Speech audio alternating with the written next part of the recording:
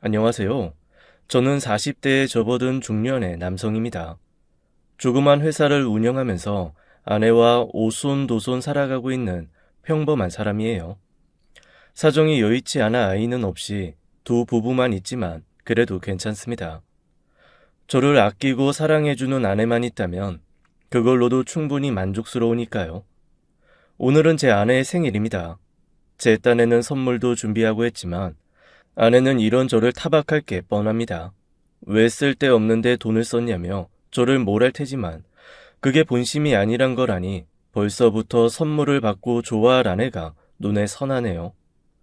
저녁에 집에 가서 아내와 시간을 보내기 전에 이렇게 여러분을 찾은 건 제 아내 자랑을 좀 하고 싶어서입니다. 아직 쉰도 안 된 사람이 주책이다 싶겠지만 제가 그만큼 아내에게 고마운 게 많아 이러게 됐네요.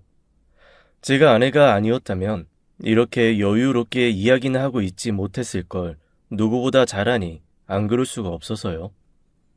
이야기 들어주시고 제 아내에게 생일 축하한다고 말씀해 주시면 더욱 고맙겠습니다. 이곳에 계신 많은 연세에 지긋하신 분들이 들으면 웃으실 일이겠지만 제 인생 참 굴곡이 많았습니다. 그래도 더 힘든 게 아니었을까 생각되기도 하고요.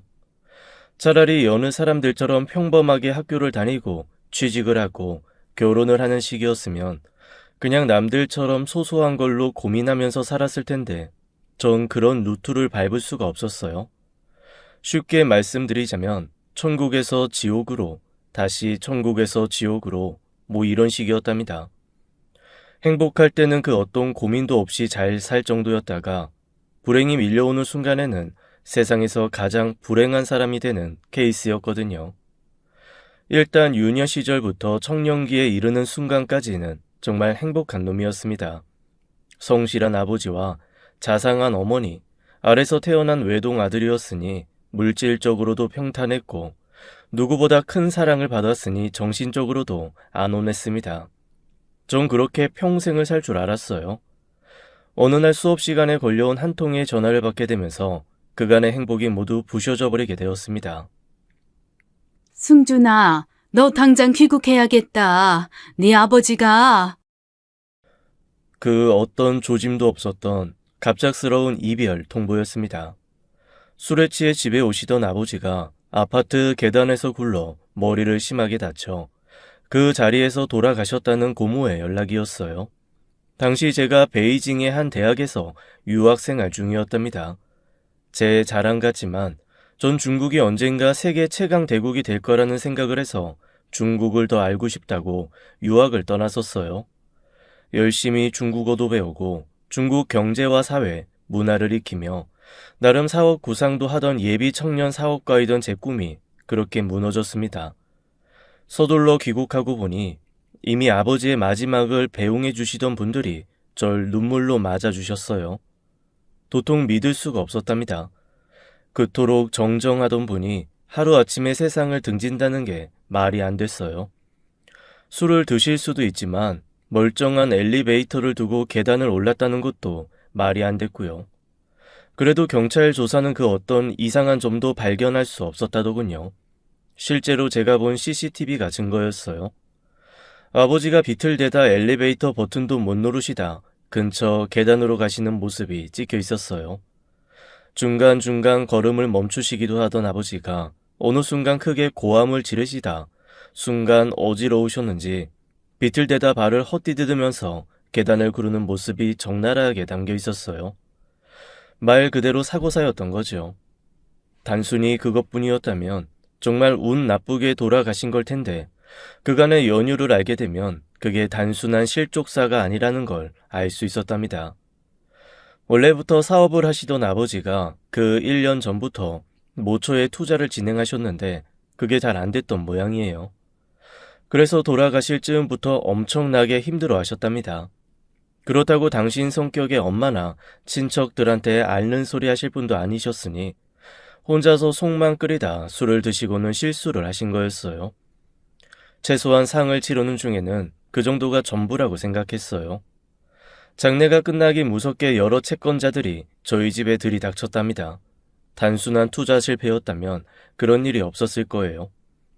아버지는 당신의 돈뿐 아니라 다른 투자자들까지 끌어들여 사업을 계획하셨던 거였어요. 그러다 아버지가 돌아가시면서 계획은 물론이고 투자금까지 허공에 뜬 거였어요. 그 정도 규모라면 사업에 관련된 여러 증빙 자료들이 남아있을 법도 한데 그 어떤 것도 찾을 수가 없었어요. 이유는 하나, 아버지가 사업을 위해 끌어들인 전문가라는 사람이 잠적한 때문이었어요. 채권자들 말로는 그 사람이 돈까지 다 챙겨서 간 걸 거라더군요. 실제로 아버지에게 남겨진 재산이 없던 걸로 봐서는 그 말이 사실이었을 겁니다. 여러 정황상 사기극을 의심할 상황이었지만 사업을 기획한 당사자 두 사람이 동시에 증발된 상황이라 그 어떤 것도 입증할 수가 없었답니다. 아무것도 모르는 어머니, 겨우 학생에 불과한 20대인 제가 무얼 할 수 있었겠습니까? 저희들이 할 수 있는 일이라고는 그저 있는 재산을 다 처분해 채권자들의 원성을 무마시키는 것뿐이었습니다. 얼마 남지 않은 예금, 그리고 저희 모자가 살던 집까지 처분했음에도 엄청난 빚이 남겨졌어요. 그 상황에서 제가 학업을 이어갈 수 없었던 건 당연했습니다. 그래서 꿈을 접고 한국에 남았어요. 아버지가 돌아가신 건 더없이 슬픈 일이었지만 남은 엄마를 지켜야 할 책임이 제겐 있었으니까요. 진짜 안 해본 일이 없습니다. 겨우 대학 중퇴자의 신분으로 번듯한 직장을 찾을 수 없었으니 몸을 쓰는 일이라면 뭐든 다 했어요. 공사장 잡후, 대리운전, 마트 상하차 업무 등 돈을 준다는 일이라면 가리지 않고 다 했습니다. 그래도 저희 모자 살 집 하나 마련할 수가 없더군요. 결국 엄마는 외가로 내려가셨어요. 자기 때문에 아들인 제가 매일 저녁 끙끙거리는 신음을 내는 걸 지켜보기가 너무 괴로우셨던 거죠. 그게 아니더라도 엄마를 더는 서울에 붙들어둘 순 없었어요. 아빠의 갑작스러운 죽음, 그리고 단칸방 하나 구하지 못했다는 자책감 때문에 엄마가 극도의 우울증을 겪으신 때문이었어요. 제대로 병원 치료할 형편이 안 되니 방법이라곤 누군가 옆에서 끊임없이 돌봐드리는 게 유일했는데 하루 18시간을 일에만 매달리던 제가 그걸 할 수는 없었거든요. 그래서 외할머니가 계신 보성으로 내려가신 거였어요. 엄마가 자란 곳이니 그곳에서 외할머니의 보살핌을 받는다면 조금이라도 나아지지 않을까 하는 기대 때문이었답니다. 어찌 보면 제가 엄마를 돌볼 수 없어 내린 결정이었지만 나쁘지 않은 선택이었어요. 보성으로 내려간 뒤 엄마 상태가 많이 좋아졌거든요. 그러나 저는 아무것도 달라진 것이 없었어요. 여전히 제대로 먹지도 못하고 자지 않으며 일을 매달렸지만 제가 버는 돈 모두는 채무를 갚는 데 들어간 때문이었어요. 그러면 안 되지만 수시로 나쁜 마음을 먹을 수밖에 없는 이유였어요. 그나마 일할 때는 생각이라는 걸 할 겨를이 없어 조금 나았지만 녹초가 된 몸을 단칸방에 누이는 순간이면 수시로 그런 충동에 시달려야 했답니다. 그럴 때마다 혼자 남겨질 엄마를 생각하며 참고 또 참았습니다. 처음 험한 일을 할 때만 해도 매일 저녁 집에 돌아오면 파스 신세를 져야 했던 몸이 어느 때부터는 파스의 도움 없이도 잠을 청할 수 있게 되었습니다. 그러면서 정신도 조금씩 맑아졌어요. 당장 하루 지내는 것에만 급급하던 것에서 벗어나 조금씩 미래를 그려볼 수 있게 되었고요. 아마 아버지가 돌아가시고 나서 3년 정도 지난 후부터 그랬던 것 같네요. 거기에는 사람들의 도움이 있었답니다. 아무것도 모르던 제가 3년이란 긴 시간을 꾸준히 채무를 변제하자 처음에는 불신의 눈으로 바라보던 채권자들이 저를 믿어주셨어요. 그중 가장 제게 큰 도움을 주셨던 성일실업 윤정일 사장님이 직접 하신 말씀이세요. 솔직히 우리 모두는 이미 그 돈을 날렸다고 생각했어. 이 박사장 돌아가시면서 재산이 텅 비어 있다는 걸 봤으니 그럴 수밖에 없지. 이 아들인 자네가 빚을 갚는다고 아무리 말을 한들 그 말을 누가 믿나? 근데 자네는 단 한 번도 약속 어기지 않고 꾸준히 돈을 갚아 나갔지. 내가 사람 보는 눈이 틀린 건 아니었어. 박 사장이 그랬고 자네가 그랬지. 다만 박 사장이 사람을 잘못 들인 것뿐이지만 말일세. 그 송상무라는 사람 어쩌면 처음부터 그럴 작정으로 온 게 아닐까 싶어. 윤 사장님 말이 맞았을 겁니다. 근데 경찰도 밝혀내지 못한 걸 전들 무슨 수가 있었겠습니까? 그 사람이 직접 나와서 자신이 저지른 죄라고 고백하지 않는 이상 밝힐 방법이 없었답니다. 그만큼 철저하게 일을 진행시켜 나갔던 거죠. 어차피 지난 일이었어요. 제가 그 사람을 잡는다고 한들 사라진 돈이 나오지 않을 거란 정도는 알았으니까요. 제가 한 일은 과거에 집착하는 게 아니라 오늘을 충실히 사는 거였습니다. 그리고 한 걸음 더 나아가 내일을 만들 계획을 세우는 거였고요. 감사하게도 채권자분 상당수가 채무 탕감에 동의해 주셨답니다. 안 그런 분도 계셨지만 그건 당연한 거였어요. 그래서 제가 새로운 출발을 할 수 있었던 거였죠. 지금도 전 그때 채권자 중 몇몇 분과 여전히 관계를 유지하고 있을 정도로 제겐 소중한 인연이었다고 생각하고 있습니다. 그러나 역시 가장 소중한 인연은 아내였지요. 아내가 없었다면 전 진짜 절대로 다시 일어서지 못했을 겁니다. 제가 윤 사장님과 몇몇 채권자 분들의 도움으로 예전에 아버지가 하시던 사업을 다시 재건하기 시작했답니다. 아버지가 원래 하시던 게 오퍼상이었어요. 무역업을 하셨죠. 차이가 있다면 저는 중국을 대상으로 사업을 구상했다는 정도일 겁니다. 아무래도 중국에 관심이 많았고 공부도 한 때문이었겠지요. 그렇게 조그만 창고 같은 사무실을 하나 꾸리고 일을 시작했어요. 돈도 없고 하니 혼자서 시작했지만 그건 한계가 있었어요. 결국 사람이 하나쯤은 필요하다 싶었는데 그때 마침 주변 뿌리 한 사람을 소개시켜 주셨답니다. 아내였습니다. 내 아는 분의 따님인데 대학에서 경제학을 전공한 재혼이라네. 이야기하다 보니 자네한테 도움이 될 것 같아서 말이야. 안녕하세요. 송이나입니다. 제가 도움이 될지는 모르겠지만 열심히 할 각오는 돼 있어요. 저야 너무 감사합니다만 보다시피 저희 회사가 회사랄 처지도 아니에요. 급여도 많이 못 드릴 거고 일만 많을 텐데 괜찮으시겠어요? 네, 지금은 그럴 거지만 나중에 잘 되면 저 엄청 연봉 주셔야 돼요. 그러실 수 있죠? 네, 물론입니다. 나중에 저보다 더 연봉 많이 받게 해드릴게요. 참 든든했습니다. 아무것도 없는 저를 믿는다는 식으로 말하는 그 사람이 얼마나 힘이 됐는지 모릅니다. 책임감이라는 게 참 무섭대요. 저 혼자 사무실을 꾸릴 때 이쯤에서 포기할 법할 일들도 막상 제가 월급을 챙겨줘야 할 직원이 생기자 쉽게 포기가 안 되더라고요. 무엇보다 아내가 절 그렇게 놔두질 않았어요. 사장님, 제가 정리해서 드린 중국 판매처 현황 자료 검토 다 하셨어요? 아, 그거 아직이요. 다른 거 할 게 너무 많아서. 힘드신 건 알지만 그것부터 먼저 하셔야 돼요. 일단 대략적인 판매처 현황이 파악돼야 국내 수량 확보도 계획도 서니까요. 오늘은 집에 들어갈 생각하지 마시고 그것부터 하세요. 네, 알겠습니다. 가끔 보면 아내가 사장 같고 제가 직원 같았어요. 직원이 그리 열성적이니 사장인 제가 한시도 게으름을 부릴 수가 없었죠. 덕분에 집에도 못 가고 사무실에서 쪽잠을 자는 일이 한두 번이 아니었어요. 사업을 해보신 분은 제 말이 뭔지 아실 겁니다. 돈도 없고 거래처도 드문 초창기엔 진짜 왜 그리 바쁜지 모르잖아요. 그래도 그때만큼 열정적이었던 때가 또 있을까 싶기도 해요. 한편으론 그립기도 한 시절이었지요. 제가 그러는 건 당연했어요. 제 회사고 제 사업이니까요. 근데 아내까지 그러는 건 정말 놀랄 일이었지요.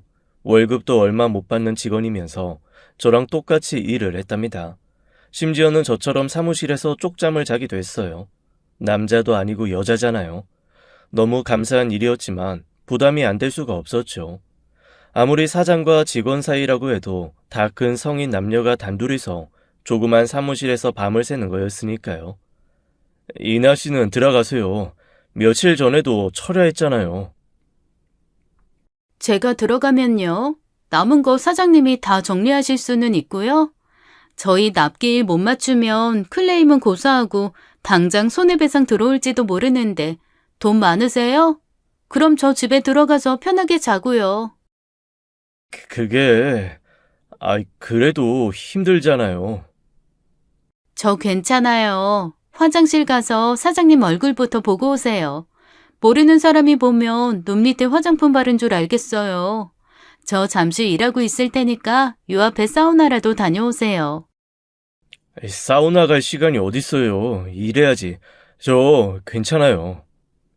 사장님 때문이 아니라 저 때문이에요. 잠시 졸기라도 하고 싶은데 사장님이 계시니까 그러지도 못하잖아요. 남자가 왜 그리 눈치가 없어요? 아, 죄송해요. 저 그럼 딱 1시간만. 어서 가세요. 어서.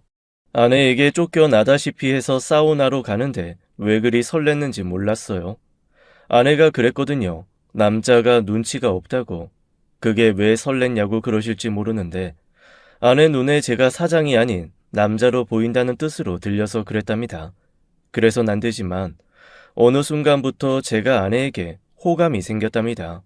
사실대로 말하자면 처음 본 그 순간부터일 수도 있고요. 아내는 어땠는지 모르지만 전 그랬답니다.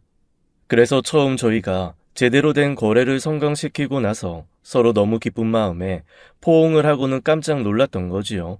저는 저대로, 아내는 아내대로 얼굴이 후끈 달아올랐던 그날은 여전히 제 인생에서 가장 아찔했던 날 중 하나였답니다. 사장인 저보다 더 진심이었던 아내의 도움 때문인지는 몰라도 중국과의 거래선 확보는 차곡차곡 그 성과를 이어갔답니다. 덕분에 회사도 조금씩 더 커질 수 있었지요. 그래봐야 구멍가게 수준이었어요. 아무래도 가장 큰 문제는 자금의 한계 때문이었답니다. 저희처럼 작은 회사에는 은행들이 대출을 꺼려하는 통에 자금 확보가 언제나 가장 큰 문제였답니다. 때론 장부상으론 흑자인데도 불구하고 받아야 할 돈이 제때 들어오지 않아서 곤란을 겪은 적도 비일비재했죠. 그래도 전체적으로 보면 조금씩 성장하는 것만은 확실했어요. 바로 그 즈음에 저희 회사가 한 단계 성장할 기회를 맞게 되었답니다. 저희와 거래를 하던 중국 업체에서 저희 회사의 성실성과 비전을 믿고 더 큰 거래처와 저희를 연결시켜 주었답니다. 그 업체와 연결되는 순간 저희 회사의 매출 규모가 비약적으로 성장할 수 있는 한마디로 절호의 기회였어요. 그래서 진짜 목숨 걸고 달려들었지요. 그러면서 문제가 생겼어요. 그 거래처의 높은 분이 소위 말하는 관시를 요구하셨답니다. 우리말로 풀면 관계란 뜻인데 중국에서 사업을 하려는 분이면 꼭 만나게 되는 문제랍니다. 쉽게 말하면 인맥을 만드는 거죠. 그러려면 뇌물 같은 게 따라 붙어야 하고요. 그렇게 인맥을 만들면 공식적으로는 거의 불가능한 일도 해결 가능하다고 할 정도로 중국에서 관시는 절대적인 힘을 발휘하는 거랍니다. 모르는 건 아니었지만 그걸 만들자면 비공식적인 자금이 적잖이 요구되는 상황이었어요. 공식적인 자금 만들기도 힘들어하던 저희한테는 진짜 불가능한 일이었죠. 아쉽지만 포기하는 수밖에 없었어요. 어쩔 수 없잖아요. 다음 기회를 노리는 걸로 해요. 그래도 너무 아까운 기회인데 이것만 잘 되면 저희 진짜 탄탄대로까지는 아니래도 적어도 비포장도로는 벗어날 수 있다는 거 아시잖아요. 알죠. 그런데 어째요? 우리 형편에 그 사람이 말하는 걸 어떻게 맞춰주겠어요? 그래도 너무 아까운데. 미안해요. 사장이 무능해서 기회를 날리네요. 내가 더 열심히 일할게요. 아내의 얼굴에 서운함이 한가득이더군요. 사정을 아는 사람이면 누구나 다 그랬을 겁니다. 아무리 그래도 아내가 그런 일을 벌일 줄은 몰랐습니다. 정 사장한테서 메일 온 거 봤어요? 성의 보여줘서 고맙다고 이 일 진행하자는데요. 이게 무슨 일이래요? 이나 씨 뭐 아는 거 있어요? 물 건너간 거라 생각했던 일이 성사됐다는 연락을 받았답니다. 상식적으로 이해가 안 됐어요. 그쪽의 요구 조건을 맞춰주지 못한 상황이라 더 그랬죠. 화를 냈어도 뭐라 하지 못할 상황에서 날아온 호의였으니 어안이 벙벙했어요. 중국 사람들이 그런 식의 호의를 이유 없이 보여주는 사람이 아니란 걸 잘 아니 더 이해가 안 됐어요. 저 사실은 아내가 말도 안 되는 짓을 벌였더라고요. 그쪽에서 요구하는 걸 아내가 맞춰준 거였어요. 어떡해요? 우리 돈 없잖아요. 은행에서 대출도 못 받았는데 설마 사채라도 쓴 거예요? 왜요? 아무리 좋은 기회라고 해도 사채를 쓰는 건 정말 아니잖아요. 이나 씨 그렇게 생각 없는 사람이었어요? 어떻게 사장이 나한테 말도 안 하고 사채를 끌었어요? 그래요. 저 생각 없어요. 생각 없으니까 엄마가 결혼 자금으로 쓰라고 준 돈 덜컥 갖다 바쳤지. 죄송해요. 일개 직원 나부랭이가 마음대로 일 벌려서. 네? 결혼 자금이라니 그게 무슨 소리예요? 사채 안 썼다고요. 제가 쓴 거 제 결혼 자금이에요. 됐어요? 아내가 집행한 자금의 내역도 놀라웠지만 제 말에 삐진 기색을 드러내는 아내를 보니 그게 더 무서웠네요.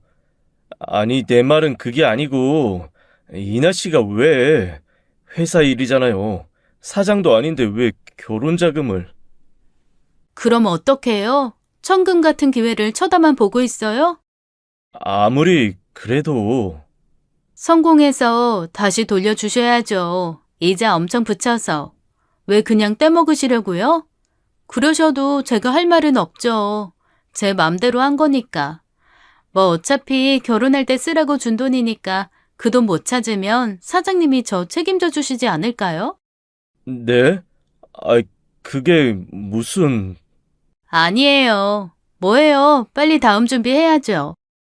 네? 네. 그렇게 아내 덕에 생각지도 않은 기회를 잡을 수 있었어요. 덕분에 탄탄한 거래처를 확보하게 됐고 이 일로 업계 내에서 저희 회사도 알려지게 되기도 했어요. 회사 입장에서 보면 한 단계 진전을 이룬 셈이지만 사실 진짜로 중요한 건 그게 아니었어요. 아내가 했던 말이 그거였지요. 돈을 못 찾으면 책임을 져주면 된다는 말입니다. 제가 아무리 여자를 몰라도 그 말이 뜻하는 게 뭔지 모를까요?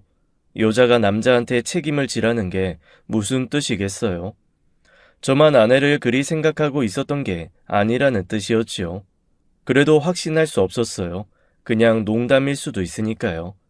괜히 거하게 김칫국 마셨다가 체하지 않을까 싶어서 이러지도 저러지도 못했답니다.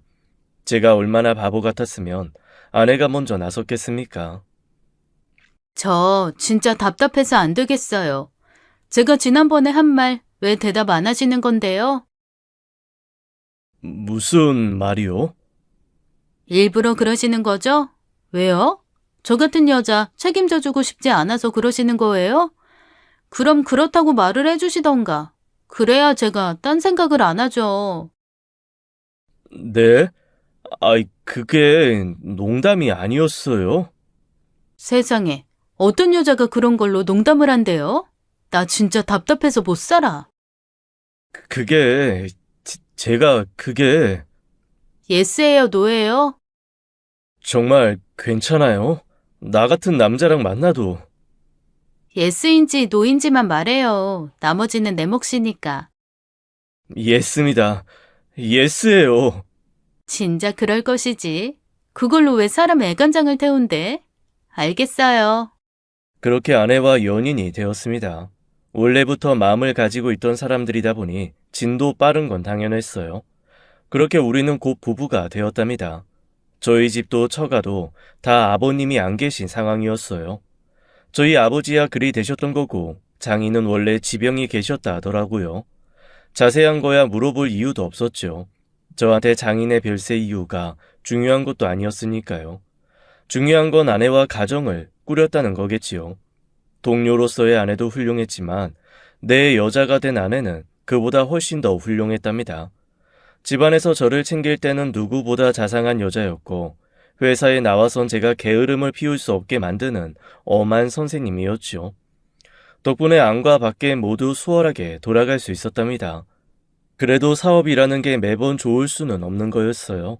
죽도록 준비해서 벌인 사업이 말도 안 되는 실패로 돌아가기도 했고 덕분에 사방팔방에서 돈을 빌려 빚더미에 오르기도 했지요.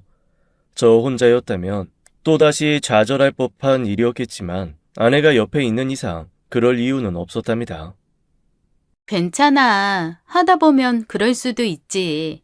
당신 열심히 일했어. 그랬는데 이렇게 된 걸. 우리 더 열심히 하자. 그러다 보면 이 빚도 다 갚을 테고 언젠가는 떵떵거리며 살게 될 거야. 내가 당신 믿는데 뭐가 문제야? 알지? 이전에 겪었던 좌절에 비하면 아무것도 아니랄 수 있었지만 그래도 힘든 상황인 건 맞았지요. 그럼에도 큰 위기 없이 벗어날 수 있었던 건 저를 진심으로 믿어주는 아내가 있었기 때문이었답니다. 누군가가 나를 믿어준다는 것이 그리 큰 힘이 되는 줄 몰랐어요. 그래서 더 아내가 고마웠던 거지요. 그러나 진짜 아내가 있어서 다행이라고 생각했던 순간은 제가 어머니를 잃었을 때였어요. 아버지의 별세 이후 보성으로 내려갔던 엄마는 결국 몸과 마음에 입은 상처를 극복하지 못하고 제 결혼 7년째 되는 해 저희를 떠나셨답니다. 세상에서 저를 가장 사랑해 주시던 분과의 이별이었으니 그보다 더 힘든 일이 어디 있겠습니까? 그래도 아내가 있었어요. 엄마도 돌아가시기 전 아내의 손을 잡고 몇 번이고 감사함을 표함과 동시에 저를 잘 부탁하신다고 하셨어요. 그런 말씀을 왜 하세요? 어머니가 계셔줘야 저희가 또 힘을 내죠.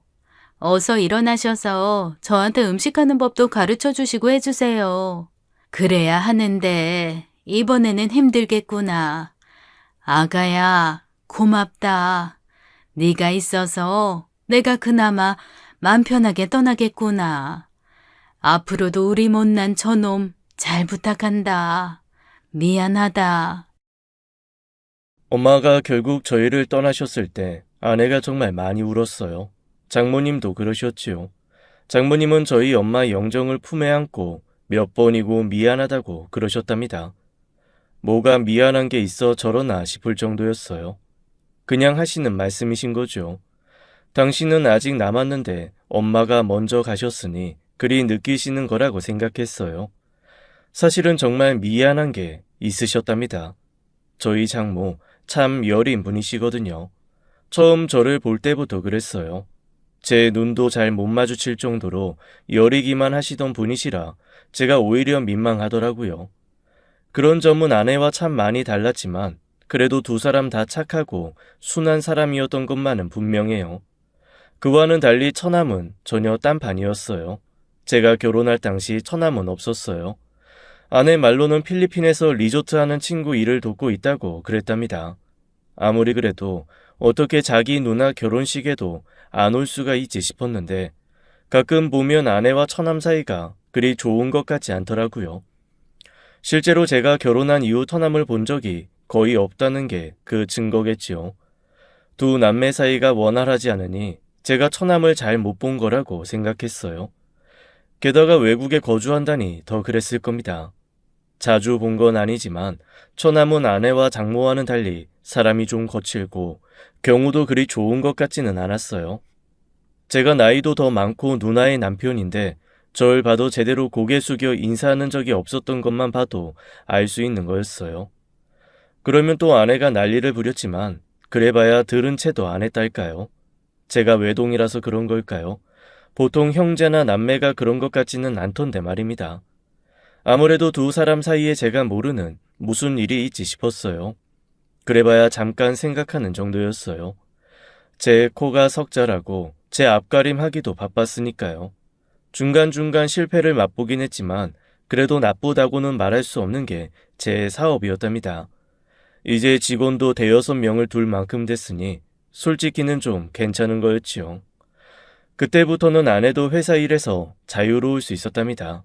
사실 엄마가 돌아가실 때 가장 죄송했던 게 손자를 보여주지 못한 거였어요. 아내도 그 점을 가장 죄송스러워했지만 그게 어디 저희 마음대로 되는 일이겠습니까? 특히 저는 더 그랬어요. 아내가 회사 일과 집안 일을 병행하는 통에 언제나 지쳐 있는 상황이다 보니 쉽게 아이가 들어서지 않는 거라고 생각했어요. 병원에서 검사를 해봐도 둘 다 특별한 이상이 있는 건 아니라고 했으니 생각할 수 있는 건 그것밖에 없었죠. 그래서 형편만 되면 아내를 회사에서 풀어주고자 마음먹고 있었답니다. 당신 이제 해고야. 연봉도 너무 높고 별로 쓸데도 없고. 진짜야? 그럼 진짜지 가짜겠어. 퇴직금 주로 얼마 챙겨줄 테니 그 돈으로 맛있는 것도 사 먹고 장모님 모시고 여행도 다녀오고 그래. 알았어. 그럴게. 고마워. 아내가 제 마음을 모르겠습니까? 그럴 얘기를 안 한 것도 아니었고요. 알기는 해도 막상 자기 젊음을 다 바친 회사에서 물러나야 한다니 서운한 게 있는 눈치더라고요. 제가 그 마음을 모르는 건 아니지만 아내에게도 휴식을 주어야 했어요. 누구보다 부지런하게 살아온 사람이었으니까요. 실제로 아내는 회사를 그만둔 후 예전보다는 자주 장모를 만나는 눈치였어요. 시간이 남으니 가능한 거였죠. 진작 그랬어야 했습니다. 장모도 자식이 둘이었지만 항상 외롭게 사셨답니다. 딸은 결혼 후 사위 회사 일에 매달려 사는 통에 거의 볼 수 없었고 아들은 외국에서 살았으니 더더욱 그랬지요. 그러니 얼마나 외로웠겠습니까? 제 딴에는 사위 노릇하려고 한 일이었는데 그게 또 다른 파장을 부를지 몰랐습니다. 아내가 회사 일을 관두고 집에만 있는데도 오히려 얼굴은 예전보다 더 나빠졌어요. 아무래도 규칙적으로 일을 하던 사람이라 그런 거였나 봅니다. 실제로 아내가 회사 일을 하듯 치열하게 집안일을 하곤 했어요. 먼지 한 톨 찾아내기가 어려울 정도로 쓸고 닦아봐도 시간이 남는다던 아내였어요. 일을 못하게 된 상실감을 그런 식으로 해소하는 거라 생각했는데 사실은 그게 아니었더라고요. 나날이 아내의 표정이 어두워지는 것을 보자 오히려 제가 더 걱정이 될 정도 돼요. 당신 진짜 요새 왜 그래? 어디 안 좋은 데 있는 건 아니지? 안 되겠다. 병원이라도 가보자. 그런 거 아니야. 그냥 컨디션이 좀 안 좋아서 그래. 그게 그거잖아. 컨디션이 안 좋다는 건 몸이 안 좋다는 뜻이잖아. 진짜 내일 당장 병원 가자. 안 가도 된다니까. 왜 당신은 내 말을 안 들어? 미안. 그게 그렇게 화낼 일인가? 미안해. 나야 걱정돼서 그러는 건데. 걱정 안 해도 된다고 몇 번을 말했어. 그런데 계속 그러니까. 미안해. 내가 요새 신경이 좀 날카로워서. 씻고 저녁 먹어. 저희 회사 입사한 이후 10년 가까운 세월을 보아왔지만 아내가 화를 내는 일은 거의 없었습니다. 가끔 제가 일을 제대로 못하면 타박을 하긴 했지만 그것도 화를 내는 건 아니었거든요. 화가 날 일조차도 오히려 냉정하게 대처하던 아내가 급작스레 화를 내니 제가 어찌할지를 모르겠더군요. 그제서야 제가 아내를 회사에서 배제시킨 게 오히려 역효과를 부른 게 아닌가 싶어졌지만 그렇다고 다시 회사에 나오랄 수는 없었습니다. 그냥 일시적인 상실감 때문에 민감하게 반응하는 거라 생각했답니다. 세상에 일하는 걸 좋아하는 사람은 없는 거잖아요.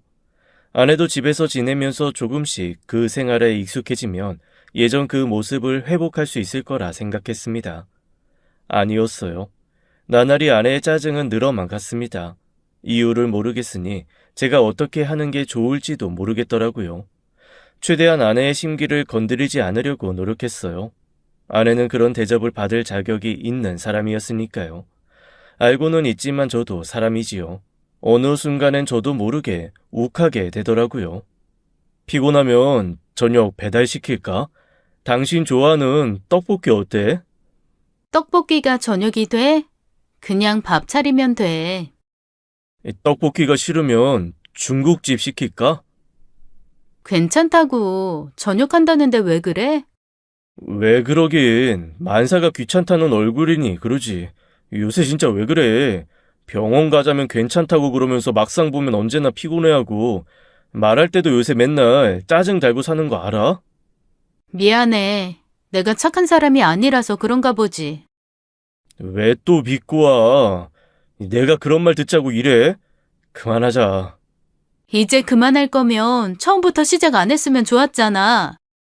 참 이상하더라고요.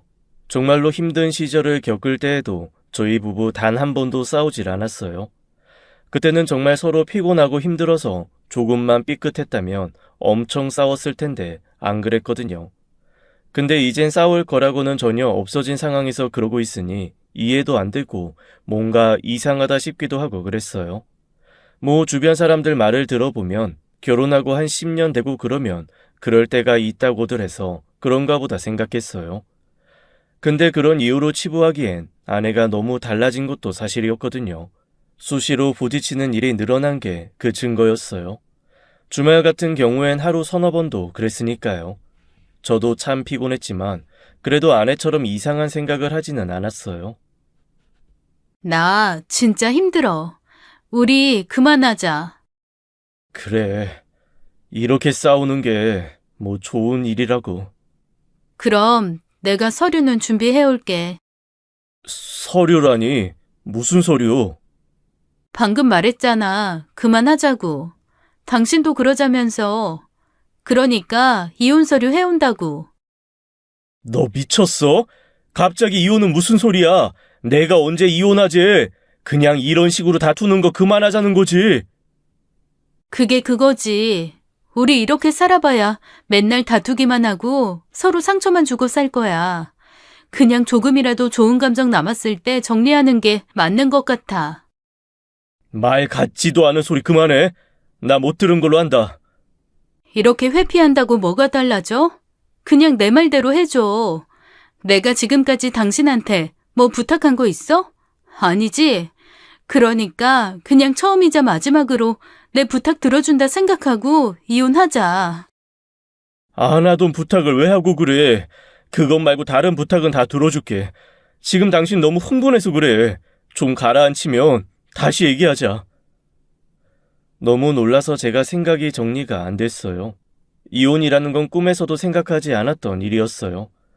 이제 간신히 먹고 살만해졌는데 그래서 아내를 위해서 해줘야 할 일들을 찾는 중인데 아내는 갑자기 이혼을 하고 싶다며 저를 압박해왔어요.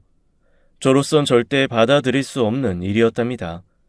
이 세상에 제게 남은 유일한 제 것이 아내였는데 그걸 포기하라는 걸 어떻게 받아들일 수 있겠습니까? 그래서 절대로 안 된다고 기를 쓰며 버텼습니다만 아내는 그날 이후 매일을 이혼해달라며 저를 졸랐습니다. 당신, 나 불행해지는 거 보기 싫지? 말이라고 해? 내가 왜 이러고 사는데 다 당신 행복하게 해주고 싶어서인 거 몰라? 참 고마운 말이네. 근데 여보, 내가 안 행복해. 아침 저녁으로 눈 뜰 때마다 똑같은 천장, 똑같은 벽을 보고 일어나고 잠드는 게 너무 끔찍해. 숨 막혀. 나도 이젠 숨 쉬고 살고 싶어. 진짜 소원이야. 나 좀 살려주면 안 될까? 차라리 화를 내고 짜증을 부리면 버틸 수 있었을 겁니다. 소리를 지르고 물건을 내던져도 아내를 붙잡을 수 있었을 거고요. 근데 자기가 너무 힘들다면서 울음을 토하는 아내를 보면서는 그게 쉽지 않더군요. 그 순간 알았습니다. 어쩌면 제가 더는 아내를 붙잡을 수 없을 거란 사실 말입니다. 제가 아내를 붙잡는 것이 아내를 불행하게 만드는 일이 된다는 걸 처음으로 인정해야 하는 순간이기도 했고요. 그런데도 아내를 쉬이 놓을 수 없었던 건 제가 그만큼 아내를 사랑한다는 뜻이었답니다. 조금만 생각할 시간을 줘. 미안해. 그래도 조금만. 아내도 알았을 겁니다. 누구보다 저를 잘 아는 여자였어요. 제 그 말이 머지않아 항복을 선언할 것이라는 뜻임을 아는 아내가 비로소 물러났습니다. 제가 아무리 아내를 붙잡는다 한들 아내의 마음이 떠나버린 뒤인데 그게 무슨 소용이 있겠습니까? 한동안 멀리했던 술을 찾을 수밖에 없었습니다. 맨정신으로는 그때의 상황을 견딜 자신이 없었던 때문이었어요. 때론 대리기사의 어깨에 매달려 오기도 하고 또 때론 직원의 부축을 받으며 들어오기도 했습니다. 그런 저를 보며 아내가 어떤 표정을 지었는지는 모르겠습니다. 궁금했지만 보지 않으려 애를 쓴 때문이었습니다. 혹시라도 저를 한심하다고 보지 않을까 무서웠거든요.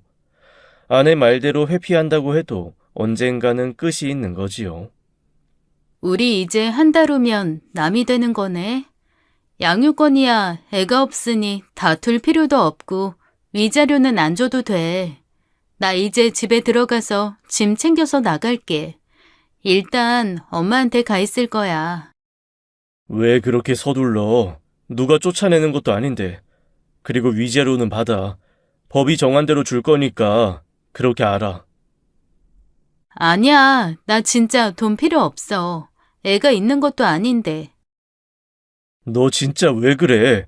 아까 법원 안에서 본 사람들은 한 푼이라도 더 받겠다고 혈안이던데 자기가 뭐라든 난 줄 테니까 그런 줄 알아. 나 갈게. 오늘 집에 안 들어갈지도 모르니 꼭 오늘 안 나가도 돼.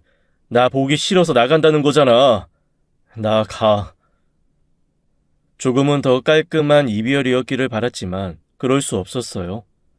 다 큰 남자가 길거리에서 울기라도 하면 그보다 더 추한 건 없으니까요. 그래서 서둘러 자리를 벗어났답니다. 결국 기댈 곳은 또 술뿐이었네요. 그렇게 술을 마시고 다음날 출근을 했다 집으로 들어왔어요. 크게 달라진 것은 없었어요. 언제나처럼 깔끔하게 정리된 집이었으니까요. 다만 옷장 안에 걸려있던 아내 옷 몇 개랑 화장품 같은 것들이 사라진 걸 제외하면 아내의 부재를 느낄 만한 것은 없었답니다. 금세라도 아내가 문을 열고 저를 반길 것 같은 환상 속에서 며칠을 살았어요. 아버지가 돌아가시고 어머니가 시골로 가신 뒤 혼자서 울며 지냈던 홍제동 단칸방도 이렇게 춥지는 않았답니다. 왜 살고 있는지조차 모르겠더라고요. 새삼 아내의 빈자리가 느껴지는 몇몇 밤을 보낸 뒤였어요. 회사를 퇴근하긴 했는데 집으로 갈 자신이 없었답니다. 혼자서 외로움에 몸소리칠 자신이 없었던 거죠.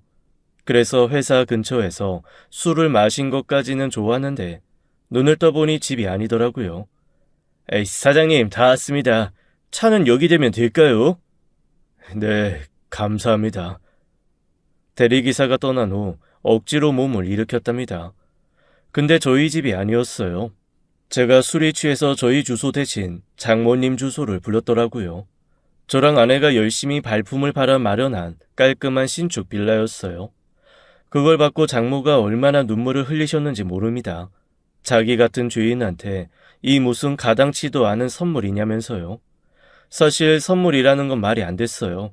이전에 장모가 살던 빌라를 팔면 끼케야 몇천 정도 더 보태는 수준이었으니까요.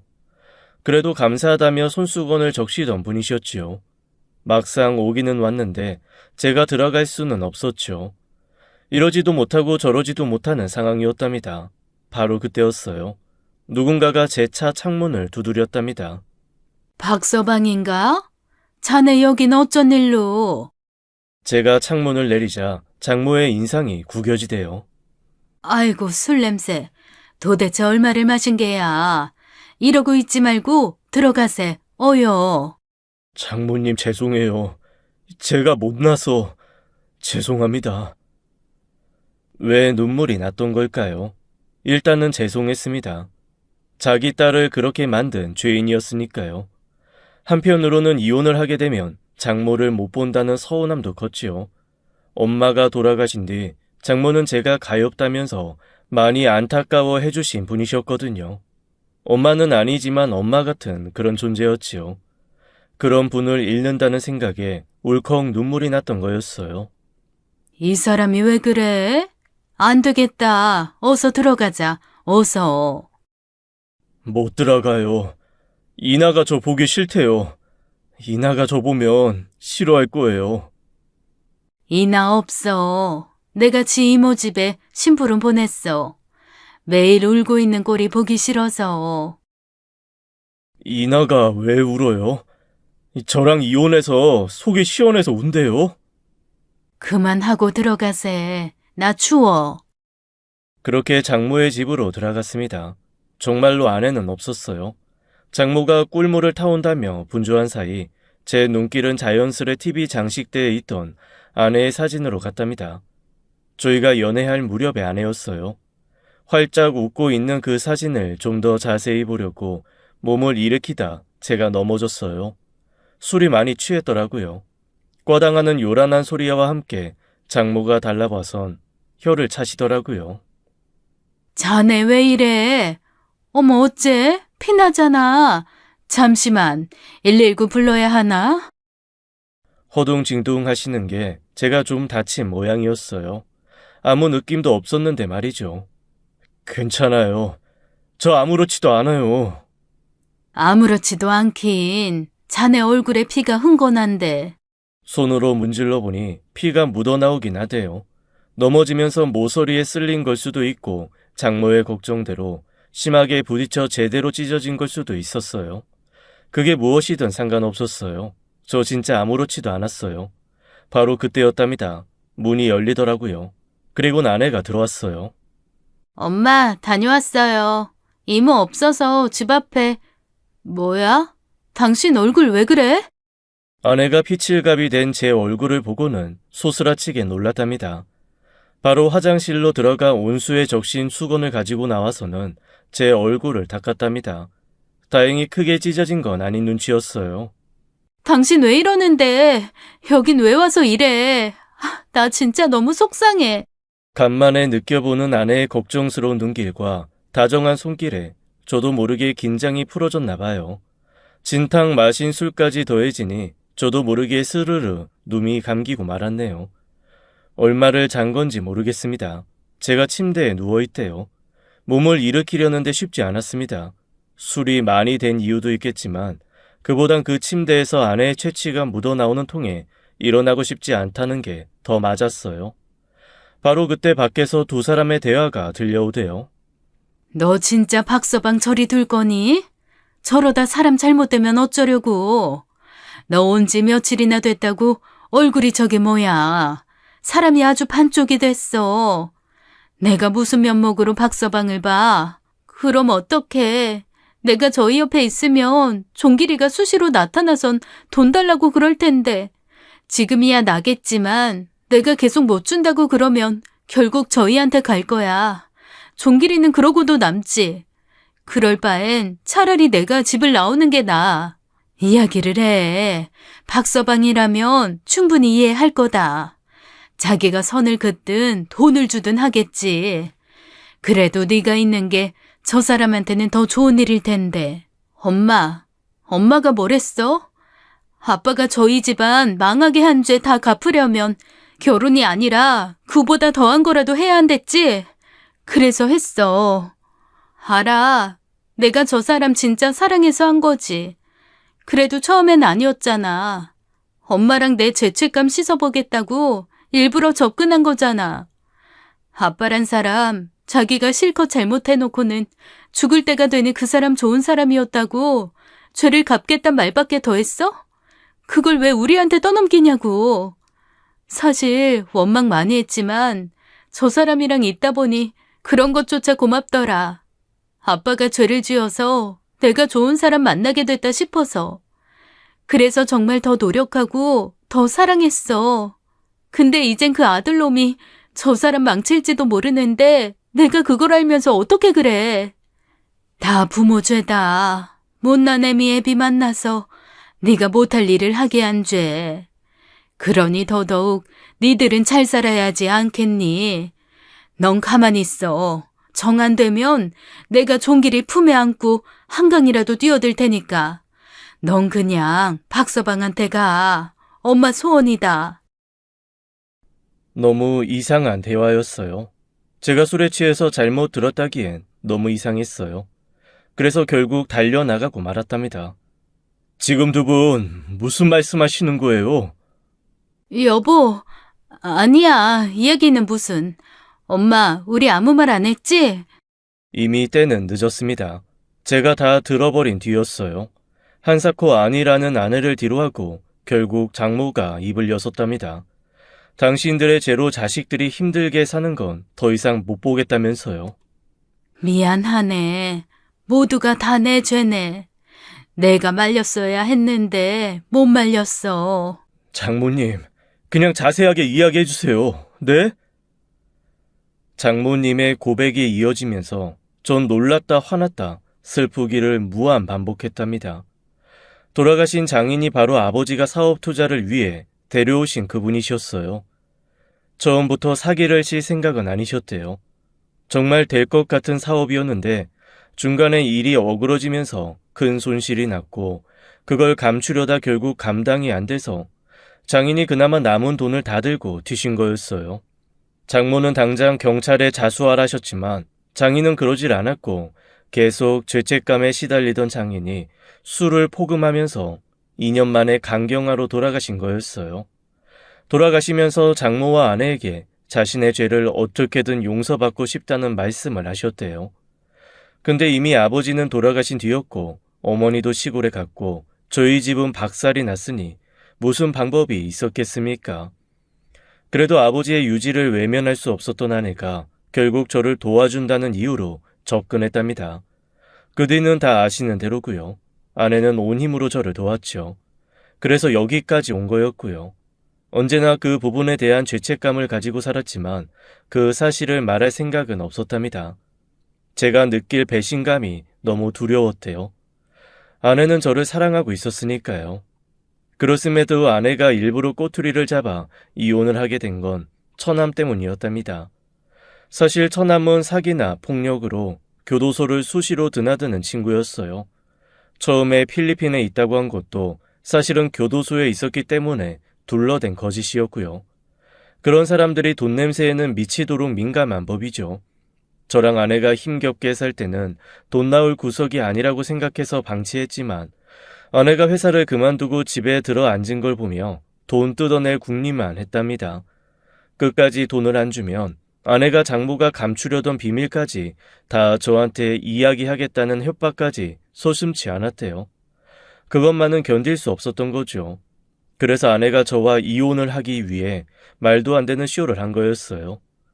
이야기를 다 듣고 나니 정신이 없대요. 복잡한 심경이었어요. 그러나 분명한 건 하나였죠. 아내가 저를 사랑한 건 진짜라는 거 말입니다. 처음에 아내 말대로 의도적으로 접근한 건 사실입니다만 결국 저를 어떻게든 도와주려고 그런 거였죠. 제가 바보가 아닌 이상 아내가 저와의 결혼을 생각한 게 그런 의도가 아니란 건 압니다. 그 정도 사랑을 연기할 수 있는 사람은 이 세상에 아무도 없을 테니까요. 결국 아내는 저를 위해 이 모든 결정을 내린 거였어요. 참 바보 같은 사람이죠. 그걸 알았으니 더 망설일 이유가 없었습니다. 장인이 저희 집을 망친 것도 사실이고 그 사실을 숨긴 장모와 아내도 비난받을 구석은 있습니다. 그러나 그건 다 지난 일 아닙니까? 이미 지난 일을 들추고 그걸로 화를 낸다 한들 달라질 건 없었어요. 저한테 중요한 건 오늘이고 내일이었습니다. 그리고 제가 아내를 사랑하고 장모를 애틋하게 생각한다는 거였고요. 그래서 그랬습니다. 이혼 서류를 찍고 장모를 저희 집으로 모셔왔답니다. 혹시나 처남이 장모에게 해코지를 할지도 모른다 싶어서였지요. 아내와 장모는 한사코 거부했지만 제가 그걸 방광할 자신이 없었어요. 언젠가 처남이 행패를 부릴 수도 있고 돈을 요구할지도 모릅니다만 겨우 그런 게 무서워서 아내를 포기할 바보는 아닙니다.